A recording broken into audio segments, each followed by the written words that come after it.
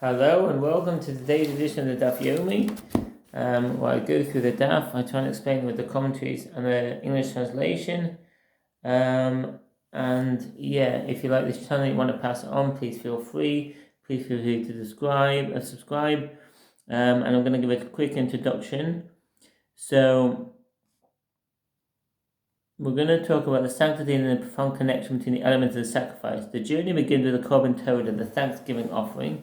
A person who has been delivered from peril, be it the dangers of a sea voyage, a desert journey, illness, or imprisonment, brings offering of gratitude to the Almighty. It is a dual offering, you see, an animal sacrifice accompanied by 4 loaves of bread, 10 of which are leavened chometz, and 30 of which are unleavened matzah.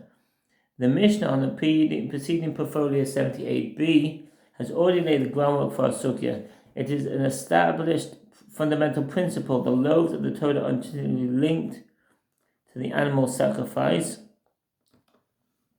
Their sanctity, their very status as a consecrated offering, is dependent on the validity of the animal. But what happens in our Gemara on 79a asks, if the animal is slaughtered and only then it is discovered to have a blemish, a mum, that would have invalidated from the outset, do the loaves which are sacrificed at the moment of the animal slaughter retain their wholeness, or is their sanctity retroactively nullified? Here we encounter the classic dispute between two giants of a tradition, Rabbi Eliezer and Rabbi Yeshua. Rabbi Eliezer, in profound wisdom, argues that the loaves are sanctified. At the moment of slaughter, he reasons the animal was in principle valid. The subsequent discovery of a blemish does not unravel the sanctity and has already taken effect. Rabbi Yeshua, his esteemed contemporary, takes a different view. He maintains that since the animal was in fact blemished and therefore unfit for the altar, the loaves that are dependent on it never achieved a state of true sanctity. The Gemara, in its meticulous way, does not leave the dispute at a simple statement of opposing views. It delves into the very heart of Rabbi Eliezer's reasoning. How can he maintain that the loaves are sanctified when the core of the animal offering, called the offering of the animal itself, is invalid? To understand Rabbi Eliezer's position, the Gemara brings in the opinion of another great sage, Rabbi Akiva. Rabbi Akiva holds that certain minor blemishes, which might not be immediately apparent, do not invalidate an offering if it has already been placed upon the altar. One such blemish discusses dukin shebeyayin, a subtle film or cataract in the eye of the animal. The Gemara therefore posits that Rabbi Eliezer's ruling is in accordance with Rabbi Akiva's principle. Since there are some blemishes that under certain circumstances do not invalidate the offering post facto, we can extend this logic to our case. At the time of the slaughter, when the blemish was unknown, the potential for the offering's validity was present, and this is sufficient to sanctify the loaf. The discussion that unfolds is a masterful display of Talmudic analysis, weighing different types of blemishes, the time and the discovering the intricate laws of intention and sanctity.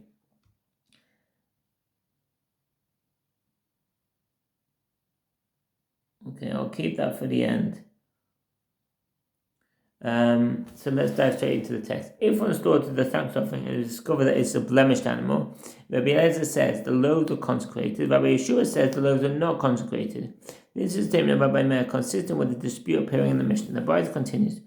Rabbi Yehuda said, Rabbi Eliezer and Rabbi Yeshua did not disagree with regard to a case where he slaughtered the thanks offering and it was discovered that it is a terephah, and all agreed that it was not consecrated. And they did not disagree with regard to a case where he slaughtered the thanks offering with the intent to partake of it, or to burn the sacrificial portions beyond its designated time, as all agreed that it was consecrated. And they did not disagree with regard to a case where he slaughtered the thanks offering and it was discovered that it is a blemished animal, as all agreed it was not consecrated. And with that, and with regard to what case did they disagree? They disagree with regard to a case where he slaughtered the thanks offering with the intent to partake of it, or to burn the sacrificial portions outside its designated area. As Rabbi Eliezer says, it was consecrated, and Rabbi Yeshua says it was not consecrated. The Bride continues. In explanation of his opinion, Rabbi Eliezer says, since the offering slaughtered with intent to partake of it beyond the time is disqualified, and the offering slaughtered with the intent to partake of it outside the area is disqualified, it is reasonable that just as in the case of intent to partake of it beyond its time, the loaves are consecrated, so too in the case of intent to partake of it outside its area, the loaves were consecrated. Rabbi Yeshua said, since the offering slaughtered with the intent to partake of it outside the designated area is disqualified, and an offering discovered to be blemished is disqualified, it is reasonable that just as in the case of a blemished animal, the loaves were not consecrated, so too in the case of intent to partake of it outside this area, the loaves were not consecrated. Rabbi Eliezer said to him, I compared an offering slaughtered with the intent to partake of it outside the area to an offering slaughtered with the intent to partake of it beyond the designated time. If you compare it to an offering discovered to be a blemished animal, let's consider what to which it is similar. If it is similar to an offering slaughtered with intent to partake of beyond the designated time, we will also deduce its halacha. We would deduce its halacha from that an offering slaughtered with intent to partake of it beyond the designated time. If it was similar to an offering discovered to be a blemished animal, we would deduce its halacha from that of an offering discovered to be a blemished animal. Rabbi Eliezer began to reason. We deduce a halacha with regard to disqualification due to improper intent from that of disqualification due to improper intent. I.e., the halacha with regard to one who slaughters the animal with intent to partake of it outside the designated area should be deduced from the halacha with regard to one who slaughters it with the intent to partake of it outside the designated time.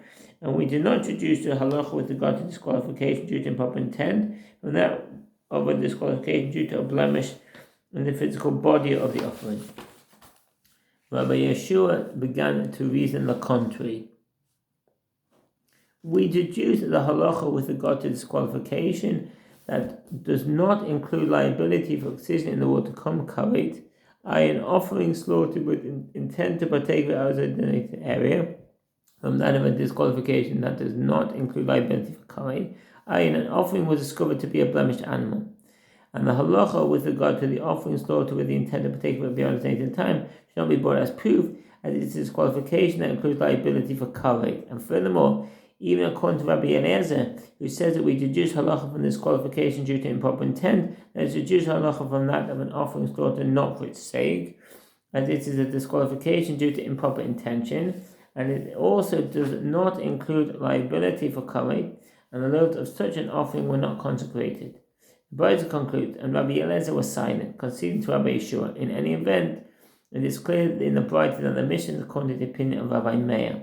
The Gemara asks, and according to the opinion of Rabbi Meir, who says that if the thanks offering was slaughtered and discovered to be a terefa, the loaves were not consecrated. If it was discovered to be blemished, and Rabbi Eliezer holds that the loaves were consecrated. What is different if we slaughtered it and discovered to be a terefa, such as in a case where its disqualification precedes its slaughter, and the loaves were not consecrated? And what is different if we slaughtered and it was discovered to be a blemished animal? So it is not considered a case where its disqualification precedes its slaughter, and the loaves were not consecrated according to Rabbi Eliezer. The Gemara responds, Rabbi Meir is referring to a blemish on the cornea of the eye. So let's look into the footnotes.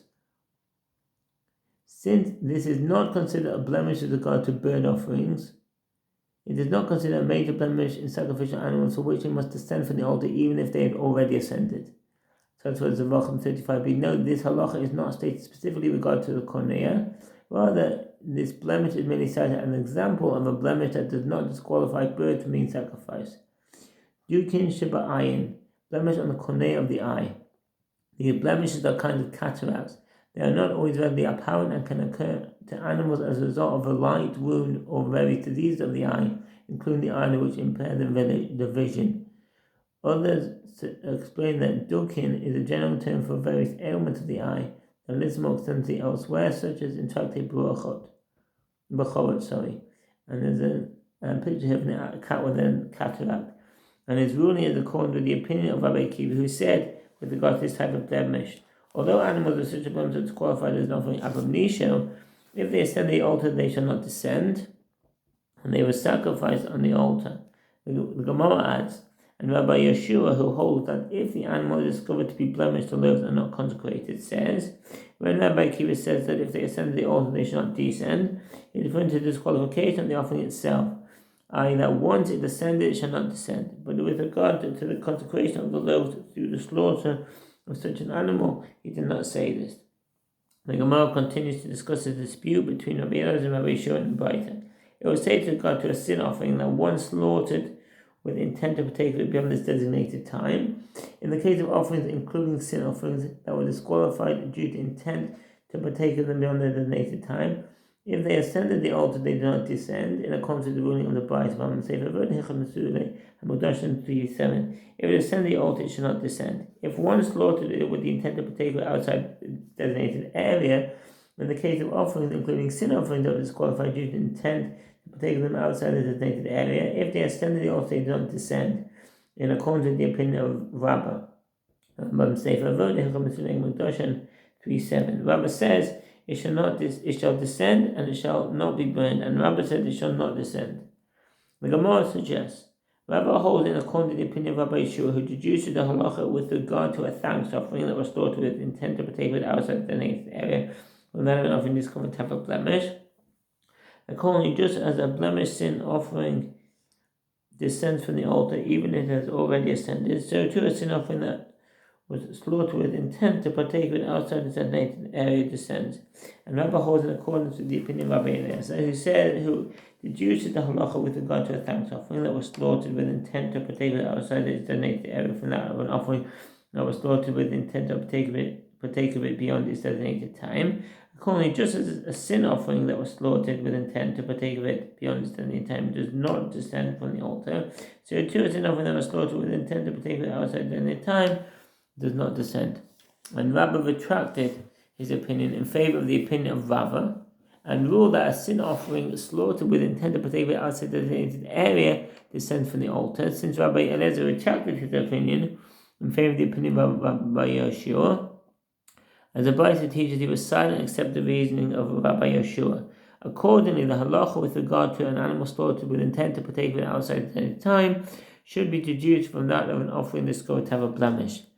And there are those who say, even though Rabbi Eliezer retracted his opinion in favor of the opinion of Rabbi Yeshua, Rabbah does not retract his opinion in favor of the opinion of Rabbah, because there, with regard to consecrated loaves of the thanks offering, Rabbi Eliezer conceded to Rabbi Yeshua, because Rabbi Yeshua said to him, let us deduce halacha from that of an offering slaughtered not for its sake. But here you deduce its halacha from that of an offering slaughtered not for its sake, then the halacha shall be that if it ascended the altar, it shall not descend. The Mishnah teaches, if one slaughtered the thanks offering not for its sake, and likewise if one slaughtered the ram of inauguration not for its sake, and likewise if one slaughtered the communal peace offering of 2 sheep that accompany the 2 loaves on Shabbat not for their sake, the loaves are not consecrated. Rav Papa said in bewilderment, why does the Tana of our Mishnah omit the case of loaves of the Nazarite's ram? In the case of a Nazarite's ram that was slaughtered not for its sake, its bread is not consecrated according to the ruling of the Mishnah. And so the Ram Sefer Hamudashan 12:18, which is common. Rashi explains that the Nazarite's lamb is more common, since Nazarite ship is practiced at all times, whereas the ram of inauguration is sacrificed only for the anointing the priest in the tabernacle in the wilderness. See Exodus chapter 29. The explanation is somewhat difficult, as the use of the term common is odd when comparing an occurrence practiced at all times with one that occurred only once. By contrast, the Ramban and Sefer HaMitzvot, as well as Halach Gedolah, hold that the ram of inauguration is a mitzvah that is performed in any generation when a new temple is built. According to them, the use of the term common is more understandable, and that from the Chavruta. And is also not consecrated if the ram was slaughtered not for its sake, and teach instead the ram of inauguration of the tabernacle, which is brought only by the Jewish people in the wilderness. The Gemara responds, and what is the reasoning of the Tana in our Mishnah? He taught the ram of inauguration because it was a primary matter, i.e. it was the first offering to be brought with loaves. Rashi explains that the Tana gave precedence to the ram of inauguration over the Nazarite's ram because it was the first of all the offerings that consecrated bread along with it. Rashi manuscript explains that further that the Mishnah cites the ram of inauguration because it is an offering of an individual like a Nazarite's ram. Another explanation given there is that the Mishnah cites the ram of inauguration because it is a communal offering, like the 2 lambs of Shavuot, and it is the first communal offering that consecrates bread along with it. That's the Neder HaKodesh. Mishnah. In a case where the libations that accompany the offerings were sanctified in a service vessel, when the animal was slaughtered and the offering was discovered to be unfit. In the case where the libation was sacrificed in a service vessel and the offering was then disqualified, If it was disqualified at the slaughtering, the libations were not sanctified to be sacrificed. If it was a disqualification from the collection of blood onward, the libations were sanctified to be brought, as libations are sanctified to be brought upon the slaughtering of the offering, in accordance with the opinion of the Evi and Rabbi Yehuda Hanasi. With regard to what should be done with those libations, if there was another offering there at the time, they should be brought with that offering. Otherwise, they are considered as though they had been disqualified due to being left overnight, and they are burned, in accordance with the ruling of the Mishnah. This applies specifically to a communal offering, because the court tacitly makes these stipulations concerning them. By contrast, libations of an individual's offering should not be brought with another offering, even if it was slaughtered at the same time. Rather, they are to be left to be disqualified overnight and burned, in accordance with the opinion of Rabbi Yanai and 79b. The word Hilchah Mesukim Kedushin 12:6. If there is another offering that was sacrificed and requires libations should be sacrificed with that offering, and if not, it should be disqualified by being left overnight and then burned.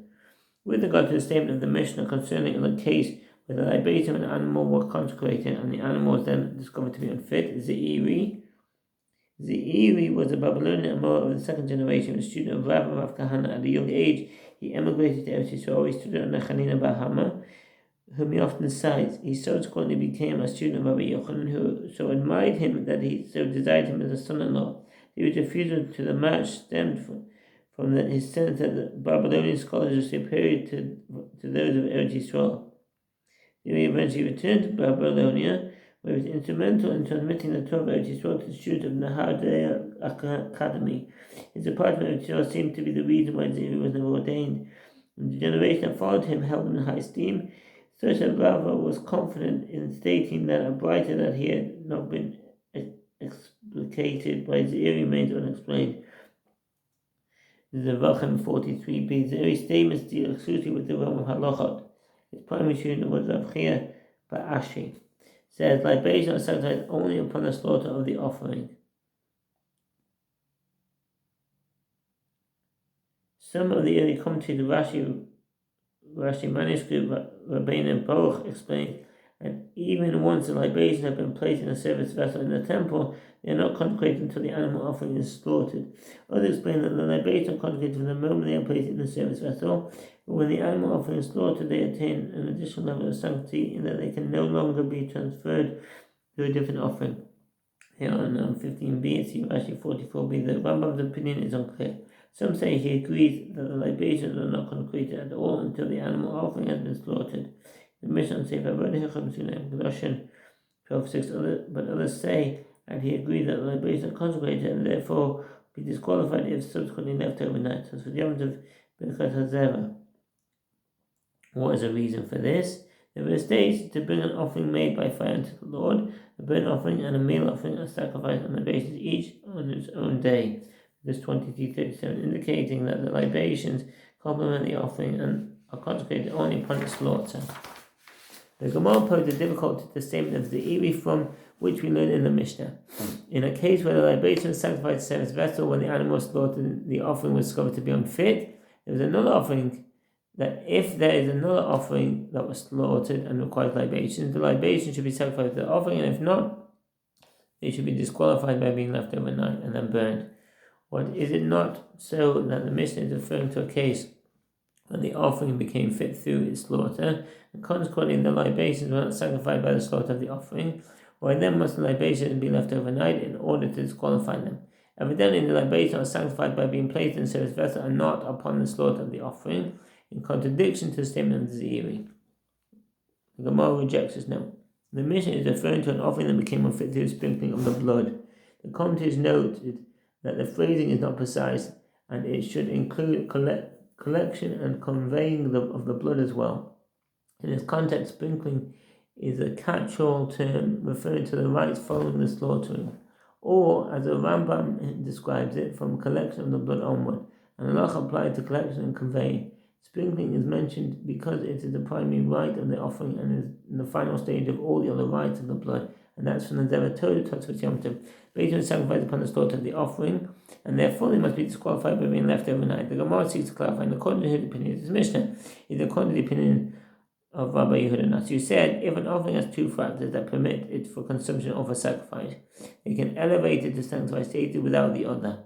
Accordingly, although the slaughter of the animal and the sprinkling of its blood are both permitting factors for libations, the libation was sanctified through the slaughter of the animal, despite the fact that the animal became unfit through the sprinkling of its blood. The Gemara rejects this. If you say that the mission is according to the opinion of Rabbi Elazar, son of Rabbi Shimon, who disagrees with Rabbi Yehuda that and holds that both permitting factors must be performed in order to confer sanctity upon the libations, the mission can still be explained as follows. Here we are dealing with a case where the priest collected the blood in the cup for the purpose of sprinkling it on the altar, but the blood spilled out of the cup and could not be sprinkled. Nevertheless, the basin was sanctified as the blood was fit to sprinkle on the altar. So I'm just going to finish off. The summary here. In essence, my friend, the study of Menachot 79a is a profound meditation on potential versus actuality, the power of intention, and on the unbreakable bond between the various components of a sacred act. It teaches us in every realm of holiness, every detail, every nuance matters. So as you go about your day, reflect on this. Consider the offerings which you bring in your own life, your prayers, your acts of kindness, your pursuit of wisdom. Do you approach them with the fullness of your intention? Do you ensure that the core of your actions is pure, so that the accompanying loaves, the positive